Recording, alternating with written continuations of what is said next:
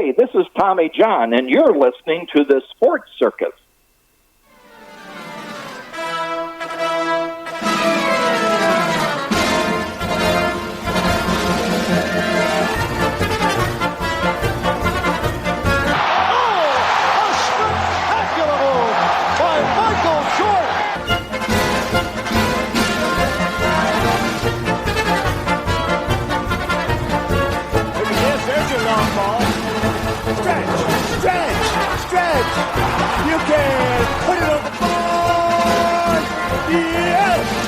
Welcome to the Sports Circus. I'm your ringmaster Sal, live from Las Vegas in the AMP-TV studio, AAMP Television. Today's show is brought to you by UppercutChops.com. Check out their tasty selection of all-natural, dry-aged USDA Prime Wagyu and Angus steaks and chops. Wait till you taste their best-in-class New York steaks, the filet mignon, and the king of all, of course, those massive cowboy cut and tomahawk cut ribeyes. Best I've ever had, probably be the best you ever have as well. Check them out at UppercutChops.com. That's UppercutChops.com. Or give them a call, find out what's for dinner. 714-948-0100. Again, 714-948-0100. 714-948-0100. Or check them out and find out what's for dinner over at UppercutChops.com. All right, that's a response for them. All right, a big welcome to everybody listening in on our CBS, NBC, and Fox Sports affiliates from coast to coast. Everybody also watching our Cox, Comcast, Spectrum, Frontier, Oceanic, Time Warner, Spectrum, WOW, and independent cable affiliates. Thanks for joining us here on the circus, as well as everybody on Hotel TV, over 500,000 rooms in all Nielsen-rated markets. Everybody streaming on Pick Your Favorite Streamer, Facebook, on Chicago Food Favorites. We're here with a very special guest today, folks, and we're going to let him introduce himself. Go ahead. Hi, I'm Laffit Pincay Jr. I'm a Hall of Fame jockey, and you listen to the Sports Circus. All right. Hey, that's good stuff. In fact, we're going to give you the super applause for that. All right. And welcome into the show, Laffit. Listen, it is a pleasure having a horse racing discussion on this show because we don't have them very often. And obviously, you have an incredible background with race win after 9,500 plus race wins. That is exciting. But you got back in this way back in the day. When did you start riding horses? Well, I started riding horses at the age of 17 in my country, Panama City, Panama. And I rode for 2 years over there and became the leading rider. And Mr. Fred Hooper from the United States, a horse owner, he sent for me, and I came to Miami and signed a contract for him for 3 years. Of course, he had me work some horses before he did. And I signed the contract, went back to my country, and wait until my papers were all fixed up, and I came back, and I started to ride in Chicago. That's great. As a matter of fact, and that was at one of my homes away from home. As a kid, I was at Arlington Park with my father reading the racing form at 8 years old. And, I actually placed my first bet, believe it or not, when I was 11 years old. That's crazy. And I remember it was a Quinella. Well, I love Chicago. I tell you, I did very well over there. I did very well in Chicago, and then from there I went to Hawthorne. I was the lead rider in that racetrack, Hawthorne, and then from there I went to New York.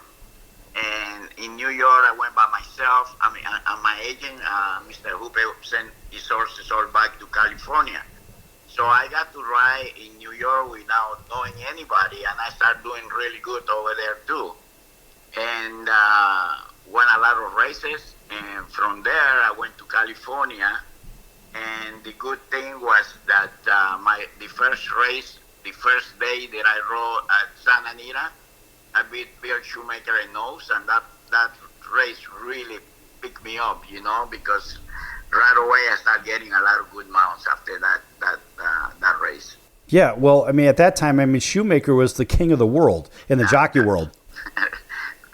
You're so right about that. He was my idol, and we became good friends, and yes, it was a lot of fun meeting him. Yes. That must be exciting. And, I see that every now and then on pick your favorite TV channel when it comes to sports, this, that, and the other. And you'll see when a youngster just coming up has the opportunity to play against somebody that they've idolized. What was your first race against Shoemaker? What was it like for you? Was one of those dream come true, or was it a nightmare like, oh no, I got to face him? Well, I saw him in Chicago. I didn't really meet him over there because he came when I was riding in Chicago at Arlington Park, and he came to ride a horse called Forley. The trainer was Charlie Whittingham. And I remember he winning the race, big race, and he came back to California, Yeah. But yes, he was so famous and such a great jockey. And when I came to California, I started riding here and became his friend. And I remember that we used to go out on weekends, his wife, and I ended up marrying an American girl. And we ended up on weekends celebrating our winners, Yeah. So it was so much fun being with him. He was a very, very nice man. He very liked to have fun, and yes, very honest friend. Yes. Well, that's a really interesting, because the idea that you actually get to now hang out with somebody that you idolize and they became your very good friend, and for a lot of people, that's really the dream. That's living the dream, if you know what I mean. Exactly, and he gave me some very good advice. Anytime I wanted to ask him a question about something, and he was there for me. And he and on top of that, he very clean rider. He on the races, he will not try to stop you or anything. He was very, very clean rider. Yeah, and I admire him so much. And I remember after he retired, and he had an accident in his car, and he became paraplegic, and he was training horses, and then I rode a horse for him in the Stroop Stakes, and we won I won for him his first $100,000 race. That's incredible. What a great story. And the story goes on. We could do an entire year on these kinds of stories, because if you really break them down, you really dissect them, you listen to them, and there are so many little stories beyond the story itself just to get to that point. Agree or disagree? No, you're right about that. Yes. And not only that, he was loved by everybody. He was just a great guy, To be involved on such a big stage in something that is so very special in the grand scheme of things, you ask yourself, is this real? Am I really, or am I sleeping? Is that what's going on here? Is this just some long dream? Exactly. And not only that, we were very good friends of the owner of the track, who was Marsh Ever at Hollywood Park, and she used to have parties all the time, dinner parties, and she will invite all these movie star actor, very famous actor, and you have no idea how many actors I met there, very famous people that I never thought in my life I would meet, And I would say, boy, am I dreaming or what? From where I came from, Panama, a little tiny country, and being very poor, and being here in this table, sitting with all these celebrities, it was a dream come true for me. Elizabeth Taylor was there one night. It was James Stewart. A lot of famous people. Yes. Did you shake Frank Sinatra's hand? You know what? I never got to meet him, I went to see a couple of his shows, but I never got close to him to meet him. You know, my wife in one of the shows that I went, my wife got to meet him. My wife she went to with the bathroom with a friend. They went to the bathroom, and in the way over there, they met with him, and she. Somebody introduced him to him, but I was at the table, so I didn't get to meet him. Yeah. Well, that's all right. You have met so many other people here in our last minute of the segment here. I can only assure you that people like myself that watch that from the outside looking in on the other side of the glass, I say, not only is it an incredible story of a man living several lives, seemingly, but to get to do what you want to do because you worked hard to do it and you got yourself there and you got better and better and everybody recognized you were getting better. It's because you worked your backside off doing all the work and you made it happen while other people watch it happen. You're right about that. I tell you that one of the things that it helped me a lot with my profession is that I love my profession. I love what I was doing. Even though I had a lot of weight problem, Yeah. I have to reduce every day by running, being in the sweat baths, dieting all the time, eating very little, and things like that. I suffer a lot with my weight. And there were many times, where I thought, I don't know if it's worth it to keep going, because there were times when I wasn't doing that good. You go in a slump, or for some reason people don't ride you in the good horses, and but I love my profession so much. I said, you know what? The only time you lose is when you retire. So I am not going to lose. I'm going to keep going. And I kept going, and finally, when I was going to be 50 years old, I started doing my own dieting, eating a lot of healthy food, and my career just took off again.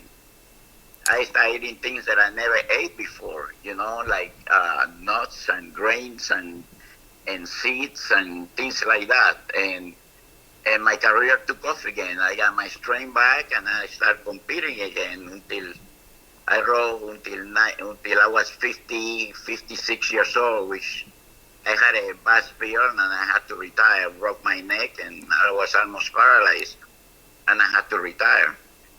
But yes, I love my profession. I love it. Yeah.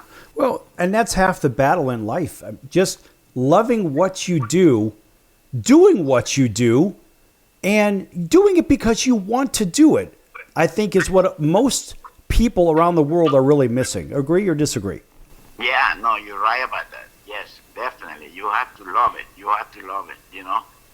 And yeah, like I said, there were many times when I said, gosh, I'm putting so much, I'm sacrificing myself so much. I don't know if I should continue, because every athlete is gonna hit some rough spot in their careers. Everyone.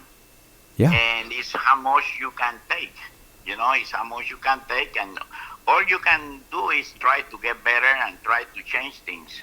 Right. And I did change things. I started. I said, I have to do something, because if I keep doing the same thing, I am not going to go anywhere.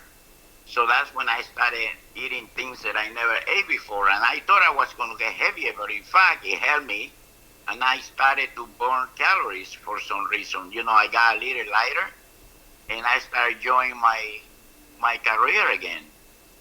Yeah. And that when people ask me, what do you do to keep your weight down, because I still got my weight put under control, I said, eat healthy. You have to eat healthy, and that's why keeping my weight down. I'm very healthy. I don't eat junk. I don't eat anything that is not gonna be good for me. All right, folks, we're going to be back here in just a few minutes right here on the Sports Circus. Lots more to come. Don't go anywhere.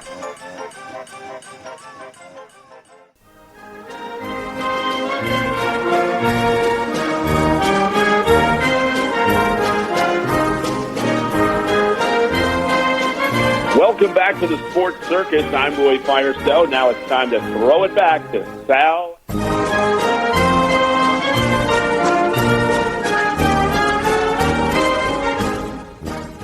Welcome back to everybody who's just joining us here on the Sports Circus, here with Laffit Pincay Jr., and he is a Hall of Fame jockey, and he's won over 9,500 races, in case you're keeping score. Triple Crown races, I believe there have been 4 of those, by the way, and a few Belmont Stakes, the Kentucky Derby. Not so much luck yet in the Preakness, but that's okay because you won everywhere else, seemingly, if you know what I mean. Of course, a nice round of applause for that. And a big welcome back to everybody listening in on our CBS, NBC, and Fox Sports affiliates, including our friends over in Honolulu on CBS Sports 1500 KHKA. That's home of the 49ers, the New York Yankees, and the Alabama Crimson Tide. Welcome in everybody else up and down the West Coast, throughout the heartland, all the way down to Atlanta, Georgia, WDJY 99.1 FM. Thanks for waking up with us. Everybody in Auburn, Alabama, thanks for driving home with us on WAUD, home of the Atlanta Braves, plus all of our other affiliates on radio and television. Everybody's streaming here. Folks, a lot of fun here. We didn't even go to break. We just keep on trucking here because that's what we're doing. Because we figure we've got a horse race champion here. We're going to let him keep riding, and we're not even going to take the break. We don't even care. Hey, I got something for you. So listen to this. Some time ago, we're not going to timestamp this show. We're going to make it so we can play this again at some point. So no dates here. But what I'll tell you is in the past, when we had that shutdown of everything, you may recall it was a handful of years ago, I did a special on KCBS in Los Angeles, on Channel 2 and Channel 9 on KCAL. And so you're in that market, so you know what I'm talking about, right, for television? Are you with me? Yeah. Okay, yeah. So we did a special, and it was a virtual Kentucky Derby. Now, I don't know if you saw this, but it was the COVID year, that thing, right? So I think it was 2020, whatever. Anyway, so I guess they didn't have the Kentucky Derby that year. So what they did, what I found interesting, is they actually did a virtual Derby. And so they asked a few people to participate in this, and it came down to myself and Bob Baffert. And so, yeah, so it was just Bob and myself. And what I found interesting is we did this analysis on what the Kentucky Derby was supposed to be like. If it was going to be aired or whatnot. I'm trying to find this piece here as we're going over this. But what I found interesting is, look, it's real easy to pick a favorite, right? And you can imagine, of course, who the favorite would be for this Kentucky Derby. Imagine who it would be. Out of all the horses that are out there, who would you think it would be? You mean gray horses? Yeah. Yeah, for a virtual Kentucky Derby. I would say Secretariat. Of course. Right. So it was Secretariat, and what I found interesting in the whole thing was, I mean, come on. I was like, come on, Bob. It's easy to pick a favorite, but I want you to dig a little bit deep here, and I want you to find something here that I think that it may not necessarily be there, but I want you to dig a little deep and find something that makes a little bit of sense. Well, of course, Bob didn't want to do that because he had technically 2 horses in the Kentucky Derby, in this virtual Kentucky Derby. Yeah. And I was like, come on, man. I know you're better than that. You could do something like that. Well, unfortunately, what he didn't do is he didn't follow script and find something different. Yeah. So I was a little bit disappointed. But think of the other horses. Maybe you pick your top 10 horses. Who else would be in this virtual Kentucky Derby, in your opinion? Like the 10 best horses that you can come up with at Churchill Downs? Well, Secretaria, Spectacular Beat, Affirm, Sierra Slew. I would put Sham right with them. He didn't do that much, but he didn't run that much, but he was a great horse, believe me. Oh, right. Yeah. And who else can I? Those I name you another horse, Spend a Buck. Spend a Buck. I remember Spend a Buck. Yes. Oh yeah. He could run. Even though he had problem. He was a bleeder, Right. But when he was right, he was a runner. He was really a runner. Okay. So. And after that, I don't know who else that I can mention. Okay, so. A film? Did I mention? Yes, of course. Yeah. I want you to listen to this. This is the piece that was done on KCAL. All right, on channel 2 and channel 9 in Los Angeles. Listen to this. KentuckyDerby.com will be hosting a virtual Triple Crown Champions race this Saturday, the day the real Kentucky Derby was originally set to take place. As expected, Secretariat is the odds-on favorite at 7-2. Starting tomorrow, fans can go to the website to donate and choose their favorite horse with efforts to raise $1 million. And the Derby plans to match up to another $1 million. They have my two Triple Crown winners, and if I would have had some racing luck, I could have had maybe a couple more in it, but we got beat. But that's something fun to think about. But I think I know how. If I was a betting man, Secretary, I think he's going to take all the action. There's another horse that has better speed than Secretariat, and that is Affirmed, the number 1 horse. And what's more, Affirmed also has a local Kentucky-born jockey. I got to tell you, Affirmed is my upset stomach special of the race. So I picked Affirmed, and I picked it because I got a local jockey. I've got a horse with a ton of speed that Affirmed very well because you rode Affirmed. And I said, look, if there's a horse that could beat Secretariat just on pure speed, Affirmed had just as good a splits that Secretariat had. And so I said, all right, I'm going to go out on a limb. And I was getting really good odds on this. Of course, if I was betting it across the board, it was more of a 5-1, so win, play, show. It was paying a pretty good buck. But I said, you know what? I'm going to go ahead and I'm going off the board. I'm not taking the favorite. It's too darn easy to pick a favorite. Do you think that I may have picked a good choice in Affirmed? Yeah. Oh, yeah. They are great horses. You never know in a race like that. Sometimes, of course, it's hard to bet against Secretariat. Yeah. Well, it is, but also now you rode against Secretariat on Sham. Yeah, Sham was, Sham was a great horse. Sham, the only problem with Sham was Secretariat, Right. But Sham could run. Sham has some kind of, he had a speed if you want to use him, and you could take him back too. He was some kind of a horse, believe me. Yeah. Yeah, but I was so surprised when in the Kentucky Derby when I coming down the stretch when I really asked him, when right. I really settled him down and start pushing him hard. He gave it to me. He accelerated, and I was so elated at the time because I said I'm going to win my first Kentucky Derby. And when I saw Secretariat beside me, I couldn't believe it. I couldn't believe it because my horse was running. Right. He was just running faster, Yeah. Well. And Secretariat broke the track record, and my horse, Sham, he also broke the track record, which no other horse have done that. Right. No other horse. Yeah, that's nuts. I mean, here you had the opportunity to ride a horse that could not only run with Secretariat, but actually had the ability to beat Secretariat. Yeah, exactly. Wow. In a given day, something could have happened, and he could have probably the only horse could have beat Secretariat. That's nuts.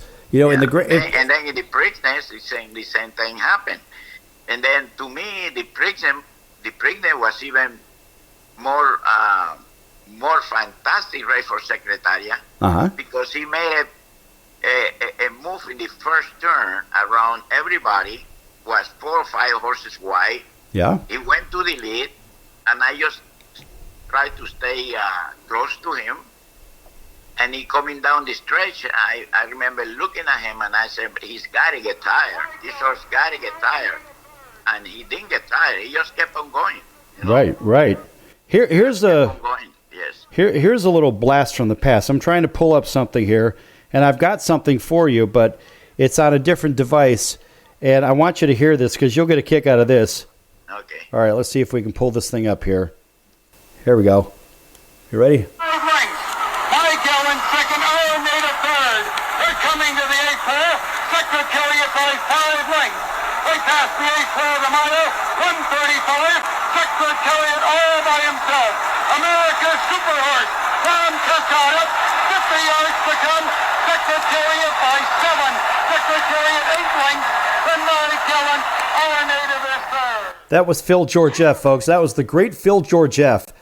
And I have to tell you, I grew up listening to Phil, and I've never heard anybody call a race better than the great Phil Georgieff. Yeah. Man, he was good. And before we started the show, I asked you a couple of questions about, could you actually hear the guy calling the race itself, so the PA announcer, right? Could you actually hear him call the race during the race? And what was your response? Well, I said in the stretch in Santa Anita, if you're in front by 3 lengths, maybe 2, 3 lengths, 4 lengths, you could hear the announcer say how many lengths in front you were. But only when you were in front. If you were behind or fighting for the race, there's no way you could listen to him, you know. Right, because you're the trampling of all the horses and the noise. There's a lot going on. And you try to win the race or finish second or finish third, and you just can't listen to him. Right. Well, that's got to be tough. But at the same time, when you're at a track, when you've got arguably the best race caller in the business, and I got to tell you, Laffit, I have not heard anybody better. By the way, folks, you're listening to the Sports Circus here with Laffit Pincay Jr., over 9,500 wins. He's in the Horse Racing Hall of Fame. He's done it all. He's got big statues in front of, I think, Santa Anita Racetrack and other places as well. He's really, truly one of the greats, like the Mario Andretti of horse racing. And we're going to go ahead and give him a nice big round of applause for that. It's exciting because I grew up at the track. And so for me, this is great. My father never said, hey, let's go camping. He said, now let's go to the track. He's always wanted to try to make a buck. But speaking to yourself about this is fun because this is a real part of my childhood and growing up. And growing up on the west side of Chicago, this is kind of what you did, right? You grew up in Panama, and it was a very different world there, but you just happened to be the son of a jockey as well, correct? That's right. Well, I remember when I was a kid and people asked me, what's your name? And I said, Laffit. And they would say, are you a son of the jockey? And I say, yes, that's the only thing I know about my father, because he was riding in Venezuela. He left when I was a very little. I didn't even know him, you know? Yeah. And but I wanted to be a baseball player. That was my dream, being a baseball player. And I represented Panama in Nicaragua in a little league league, and we were champion.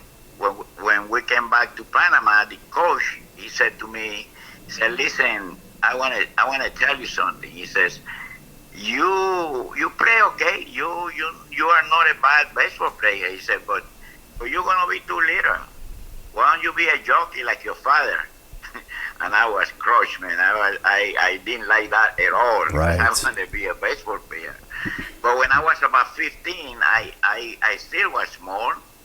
And I was thinking, I said, maybe he's right. Maybe I should try to be a jockey like my father. And I got the idea of going to the track, and I started fighting my mother for her to let me go. And finally, she let me go. And I started going every morning and learn about horses, learn to take care of them, clean them, and I did everything to them. And I got to this trainer to start giving me horses to gallop. I learned how to gallop, and then I learned how to breeze them. Okay, folks, we're going to be back here with Laffit Pincay Jr., Hall of Fame jockey, in just a few moments here on the Sports Circus. Don't go anywhere. Lots more to come.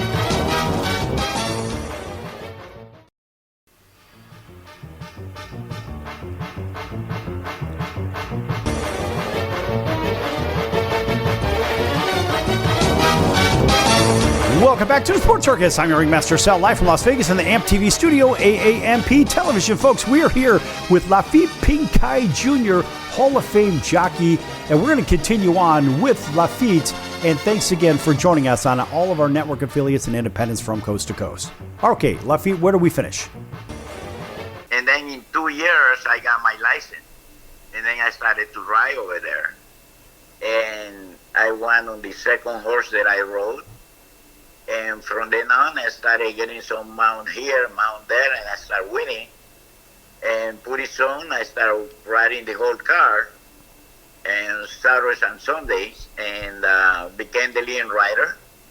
And I tell you, this is in 1964. Started riding in 1964, and after I've been riding for about maybe 3, 4, 5 months, I was making good money over there. Good money. I buy my mother a house. I buy myself a nice car, and then I got the Mr. Hooper sent for me to sign a contract in Miami. So that's how I came to the United States. Excellent. That's great. That's a great story. And when you start to get a little bit more mature, you're saying, I need to start making a buck. So the dream is the dream, but now I'm going to take this other path that I still like. Maybe I'm not a baseball player. That's what I used to do in my former life. And I have to tell you, Laffit, the career gets cut really short when you have injuries. So I played for a few years, and then I tore a rotator cuff, and I couldn't pitch anymore. I had to figure out what I was going to do. So I went back to school for a decade and piled up a bunch of degrees and carried on my way. But if you have a chance to do what you love and get paid a buck for doing it, which for a blink of an eye, for a cup of coffee, I suppose, I had that opportunity. That's one thing. But somebody like yourself, you had turned in your second choice into a lifelong Hall of Fame career. Yes, I was very fortunate to decide to go to the track and start doing good. And I mean, how many, and to tell you the truth, the reason I wanted to do a work, I wanted to do something was to help my mother, because my mother sometimes had trouble to pay for where we were living. Right. And she wasn't making enough money, and I used to see how much she suffered, because she was owing 2-3 months of rent. Yeah. And that bothered me, and I wanted to work. I kept telling them I want to go. I want to work, and she didn't want me to work. Until finally I started bugging her about going to the racetrack and become a jockey like my father. And she didn't want me to, because my father had a lot of accidents too, and she was afraid for me. But finally she let me go, and that's the best thing she ever did, because I started making a good money, and I bought her a house, and she didn't have to. She kept working, but she didn't have to work anymore. And when I came to the United States, I came in 1966. By 1970, I brought her and my two brothers and my stepfather. I brought him to the United States. So it was something that I wanted to do, and I think my mother was very happy living in this country. Yeah, that's wonderful. By the way, folks, in case you're just joining us here with Laffit Pincay Jr., Hall of Fame jockey, and again, won over 9,500 races. From what I last checked, it was somewhere around 114 of really big races. Does that sound about right? Like big stake races, and like the Kentucky Oaks, and obviously the Triple Crown races. I don't really know. I don't really know about that, but I won a lot of big races, a lot of it. I don't know. I never count on that. I never had a statistic about that. Right. But yes, I know that I won 9,530 races. That's crazy. And I won many titles in Santa Anita, Hollywood Park, right. Del Mar, New York, and Chicago. So I have many titles. What was your favorite track to race in? I'm sorry? Your favorite track? Oh, to tell you the truth, my favorite track because it was like working vacation was Del Mar. Del Mar. I was just going to say, it was probably Del Mar by the sea. Yeah. And I tell you why. Because over there, the post time was at 2 o'clock. Oh. So I get up very early in the morning. I love fishing. That's one. Yes. That's a passion for me. Early and go fishing right in front of my house because I used to rent a house on the beach. Yes. I will go fishing, and then when it hit like 8 o'clock, 8:30, and then I go jogging all the way down the beach, all the way down. And if I did that on days that I didn't have to go to the track to work horses. So I did that, and I have until 2 o'clock, until, let me see, about 11 to go to the track. And I will go, and then if I have to lose more weight at the track, and then I go and go in the steam room and finish it, losing weight, the way that I needed to ride that day. What were you about? 117, 115? Yeah, at the beginning, I came. I weigh about 100. I did about 113. But pretty soon I started doing 117. I started gaining a lot of muscle, because we work here every day and we ride every day, so you gain more muscle. So, I got heavier, but I was winning a lot of races, so owners and trainers didn't care about the overweight, so that helped me. Right. What's interesting is, so as a former baseball player, we, from a conditioning standpoint, especially pitchers, we were not supposed to be bulky. We were supposed to have long, lean muscles and not be real heavy. And so just as I'm thinking about it from a jockey standpoint, I would imagine the weight is a really big deal. For those that don't know, it's a really big deal. But as far as building muscle is one thing, but I would imagine just maintaining yourself and maintaining the weight, that's got to be very difficult when you like to go exercise and stuff like that. Yes, exactly. I couldn't lift weight or anything like that. I never did any of that stuff. At the beginning, I was jogging, and then I learned that by walking fast, it's better because I have more energy, in the afternoon. Jogging takes a lot out of you, and walking fast is much better. For me, it was. So, yeah. Yeah, power walking, but you also have to think about the idea that when you're walking, it's high impact, so you're really building muscles in your quads and your calves. So I ride a bicycle quite a bit, 20 to 50 miles a day. And so, and I could see the difference from riding casual to riding hard in the same light as walking casual or walking power, right? So you have a similar situation. Yes, exactly. But the problem also that I had was that at nighttime after the races, after riding 7, 8, 9 horses, I would still have to eat very little. And I would gain weight from that. Even though I ate little, the next day I had to go in the sweatbags and I had to jog and all that. It wasn't like I went home and I had a big plate of food. It wasn't like that. I just ate little, and the next morning and next day I had to do the weight and do the whole routine. For years I did that, for many years. Yeah.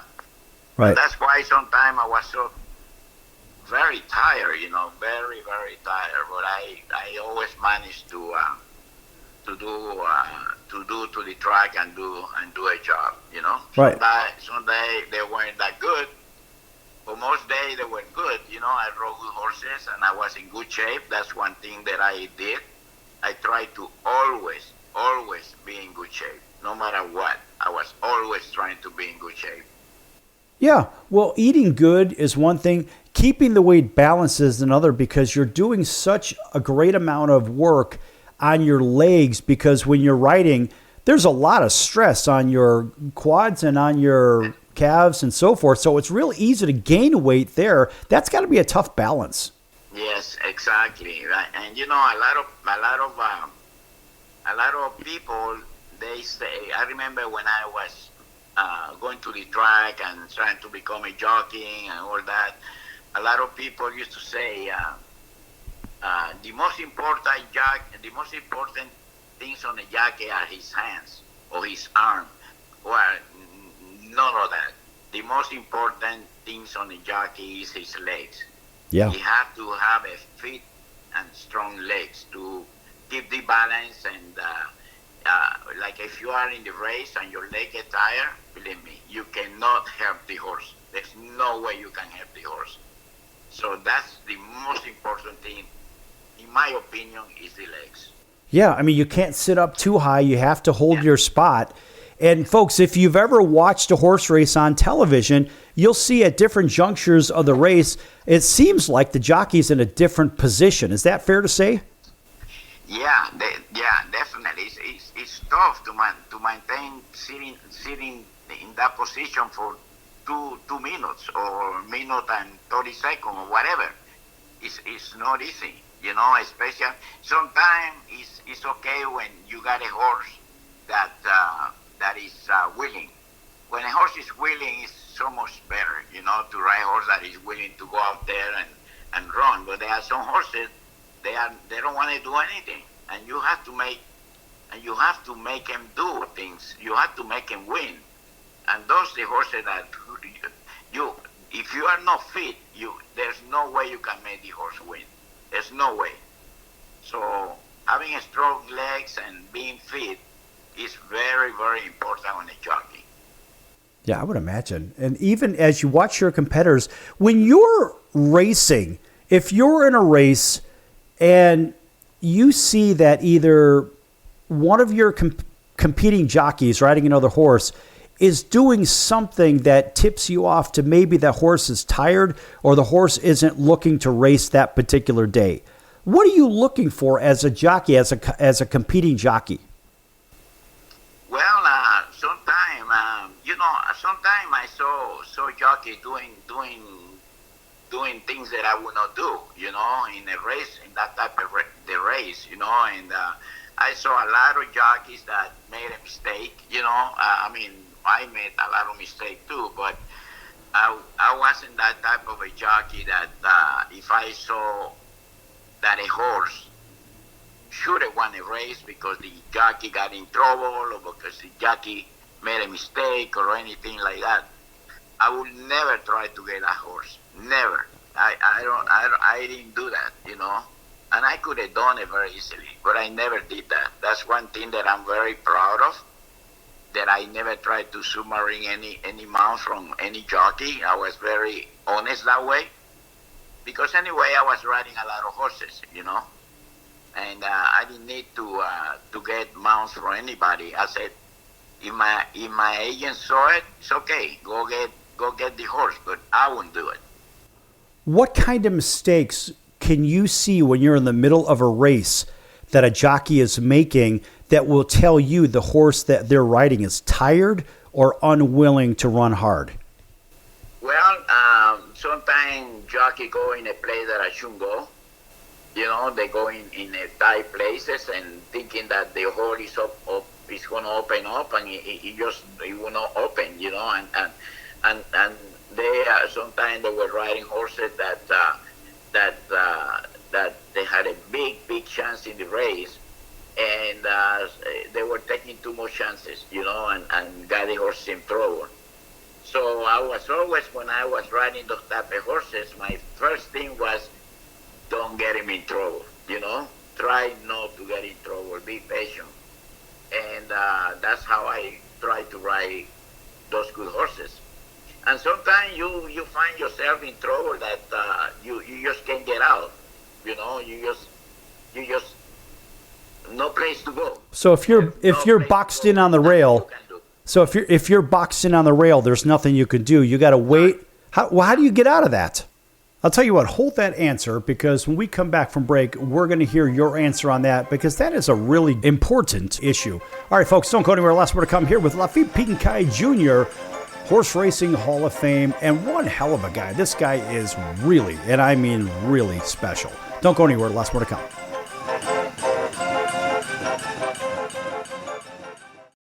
Hey, everybody. This is Brian Urlacher. Welcome back to the Sports Circus.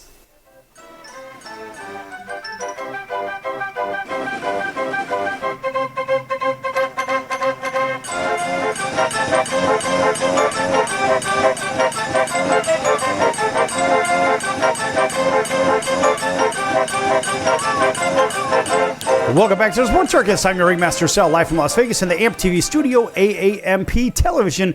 Back here with Laffit Pincay Jr., Hall of Fame jockey, one of the best in the business, one of the best that's ever ridden the horses at the track.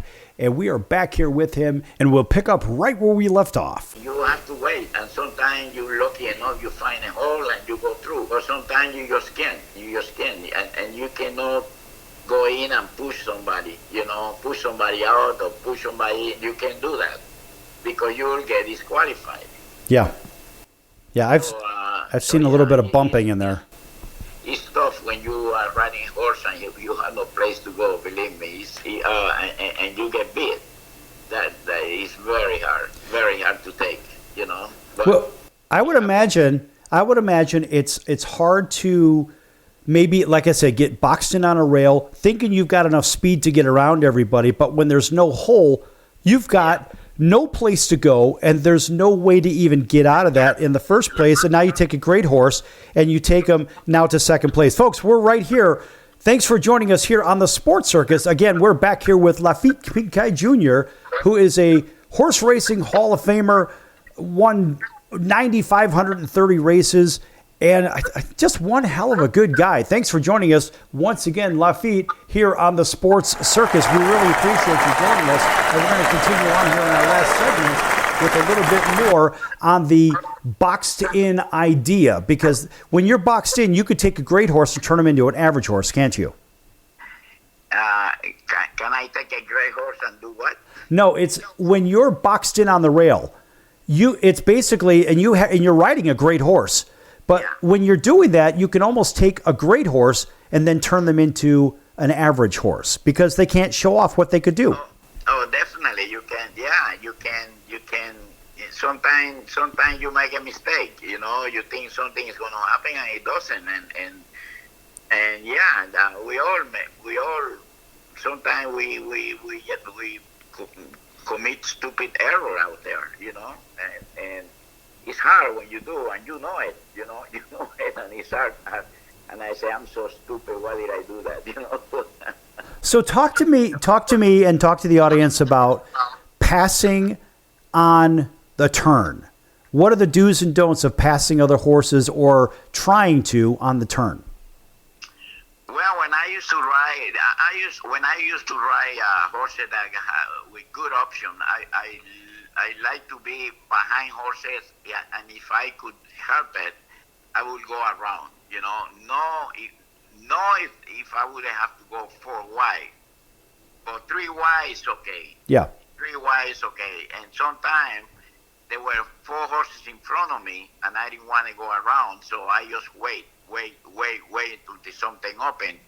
And a lot of times the hole will open, and you get through, and you win the race. But yeah, it's hard when you can get through. You just gotta wait and hope for the best. It's tough, Yeah, trying to go 4 wide takes a lot of energy already. Just 3 wide takes a lot of energy, but now you're going an extra width. And let's face it, you're expending too much energy when you still have another furlong or 2 to go. Yeah, exactly. Yeah, you sometimes you get beat because you lose too much ground the turn. Yeah. But sometimes if you have the best horse, believe me, sometimes if you think you have the best horse and there's nothing, you can go inside, you can go in the middle. Well, you have to let him run, and then you ended up going 4 wide, and sometimes you win because you still have the best horse, but sometimes that will get you beat. Right. I remember seeing that, especially when it comes time to running on running in the mud, right? So you've got a very slow track. And there was one horse that I seem to remember back in the 1970s, maybe early at 1980s. It was a really good mud runner, and its name was Mr. Tribar. Mr. Tribar happened to be one of those really good mud runners, and those were hard to find because now you've got conditions. What are the differences in running a horse, maybe doing those passes on the turn in the mud versus on the straightaway? Well, I would say that horses, I tell you, horses that have a little problem with soreness, those horses run really good on the mud. Yeah. It's like walking in sand. Yeah, when the horses, because some horses are like arthritic, they have arthritis or something, and they have little problem here, little problem there. When they hit a muddy track, boy, they love it because it's softer in their feet. Yeah. It's softer in their bones. Yes. And they're running big races. So you never know. You never know. Well, now you have a similar dynamic with running on the dirt in a fast track versus riding on the turf. I tell you, I love to ride on the turf. The only thing on the turf is a little harder to get through, but it's better. The dirt doesn't hit you in the face. The horses don't shy away from dirt or anything like that. I love the turf. I love to run in the turf. The only thing that's the only problem is that now it's easier because now they only have like 6, 7 horses, 8 horses in the races. Right. But in those times, there were 12 horses and even more sometimes running on the turf in big races too. And can you imagine trying to get through if you come from behind? No. No, so, I think when you're behind on the turf, you're behind. Yeah. Yeah, if you don't get off to a fast start, if you don't have a guy that's going to go wire to wire, that's got to be tough to ride. Yeah, yes, it is. Yeah, and then sometimes you just got to take a chance and wait, for the best because if you go around everybody, you are not going to win. So you got to try to get through in the rail and trying to get lucky and sometimes you give a good ride to a horse. You get through and you win the race. So talk to me about Laffit. By the way, folks, we're here with Laffit Pincay Jr., Horse Racing Hall of Fame, won 9,530 races, one of the best in the business historically. Talk to me about the idea of riding. Well, I want to see if I can say this right. I want to make sure. I mean, we have the front runners, and then we have those that come from behind. But also, I think about riding those with the better bloodlines. And when I say better bloodlines, the winning bloodlines, right? We don't necessarily know much about them. Maybe it's right, because the Derby is for 2-year-olds, is it not? For 3-year-olds. I'm sorry, 3-year-olds, yeah. So the Derby's for 3-year-olds, right? And so you go before that maybe to the Kentucky Oaks, where it's kind of like a warm-up, if you will, for like if you can win the Oaks, maybe you can run in the Derby or something like that. But the idea is when you're riding these other horses, and let's just say now you're on the turf. And the turf I would imagine you get mud and whatnot in your goggles and whatnot from time to time, don't you? Not that bad unless it's raining, Yeah. Some salt come hit you in the goggles, but not that bad. No like mud. Mud is different. Sometimes you can't even see in the muddy track. Yeah. And it's dangerous because you find yourself, you can see. And then you clean your goggles and you barely can see it. And then if you take them all, forget it. All that thing is going to go in your eyes. That would be awful. I would imagine even going in your mouth if you keep your mouth open. Yeah, definitely. So don't chew gum. That's the do's and don'ts. So listen, we have just a few minutes left of the show here. And give me a really good story about a race that you thought that you really had no chance to win, but you ended up winning big.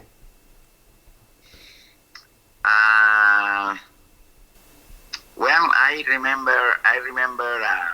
I rode a horse called Skywalker in the San Anita Derby, and coming down the stretch, Gary Stevens on this other horse, I can't remember his name right now. He went by me and he put like almost half a length on me, I thought I was dead then. I said, oh man, he's gone. I don't think I can beat this horse. But something, I'm like, you never give up. You always give up. And I switched my stick to the left hand and I started whipping my horse left-handed. And he responded to me a little bit. And instead of the other horse being a half a length in front of me, now we are like a neck. And I knew my horse had a little more. I said, I know you got more. And I just kept working hard on him. All of a sudden, he gave it to me again, and he won the race by a head, Wow. And I was so surprised, that he came back and beat out the horse. Right. Well, sometimes... That was a good race to win. Yeah, sometimes you know when you're beat. Sometimes you know when the other guy's got you beat, but really you have them beat. Yeah. But I won a lot of races that way. When I was beat, they hit me or they went by me, and I started working with my left hand, and somehow I made him come back and win the race by a nose or by a head. I won so many races that way, that it was nice, after the race, you feel so happy that you contribute to something nice, because it's nothing like winning a race and come back and see all the owners and trainers, everybody's happy, and celebrating, with the photo, and it's a nice feeling, very, very nice feeling.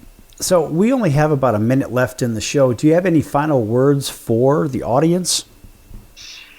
Well, I just want them to know that horse racing is a beautiful sport. I don't understand why more people don't go to the track and watch the horses run.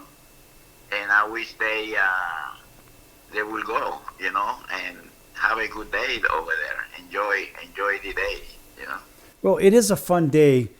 And the one thing that people seem to forget in the grand scheme of things is, look, it's a fun day out. Yes, there's money involved to some degree or whatever, and maybe you spend a little bit to get in, but it's a day out. It's almost like a day at the park. Agree? Yes, it is. Yes, yeah. Right? You're out there in the elements. You're enjoying yourself. Families are out there. No, it's not just for adults, especially when you're out there on the weekend. People bring their families, and when they go to these big race days, they dress up and the ladies are wearing the big bonnets, the guys are wearing the crazy suits, whatever, like we've seen in the Kentucky Derby. But it's fun. In the grand scheme of things, do you just go just to go because it's fun? I usually go for the big races, I like to go when there's a big race over there, and sometimes they invited me to present a trophy or something. And but I enjoy every time that I go. I enjoy, and people recognize me and say hello, and it's nice. I every time I had never had a bad day over there, never. Even though I lost my money, but I have fun. Right. Yeah. Well, hey, listen, that in itself is a laugh in itself. All right, folks.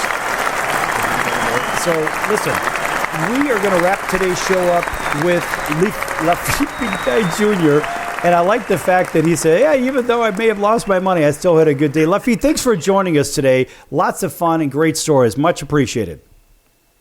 You're welcome. Thank you for having me. Oh, yeah.